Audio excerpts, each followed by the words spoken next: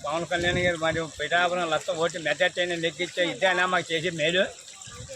మీరు అందరినీ చూస్తున్నారు. పిఠాపురం తాలూకు వదిలేసి మీరు ఇందండి పోలానంది మన కవులు రోజు అందరూ చేయని చేసి జనం పాడైపోతుంటేనే నువ్వు అందరినీ చూసుకుంటే ఇక్కడ పిఠాపురం తాలూకు మళ్ళీ పోటీ చేయగలరా మీరు? జనాలంతా ఏమైపోయారు? జనం ఆదుకున్నావు నువ్వు. ఈ జనాలు ఏం చేస్తారనుకున్నావు నువ్వు? పిఠాపురం ఎక్కడి నుంచి వచ్చి పిఠాపురం ఓటు లెక్కించుకు మళ్ళీ అందరూ చూస్తావా? రేవంత్ రెడ్డి గారు లోటు ఇచ్చిందా? 1 లక్ష కోటి రూపాయలు వస్తావు నువ్వు. ఈ జనాలందరూ ఏం చేస్తారనుకున్నావు నువ్వు? మళ్ళీ పిఠాపురం పోటీ చేయడానికి వస్తావు నువ్వు?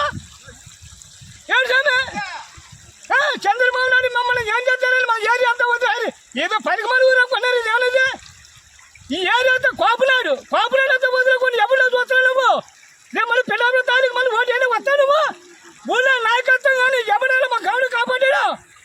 ఈ ఏం చేయమని చేయలేను మీరు. ఈ పిఠాపురం తారీఖు మళ్ళీ రాగలవు నువ్వు. అన్నారు ఎన్నికమ్మ పోతావు నువ్వు. ఎన్నికమ్మ పోయి ఎప్పటికల్లా ఒకటి కాపాడావు నువ్వు.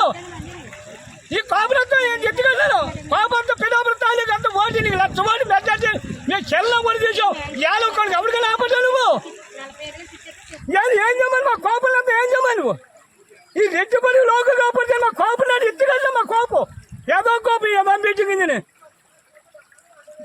కోపం నిలబడి చూసావు నువ్వు.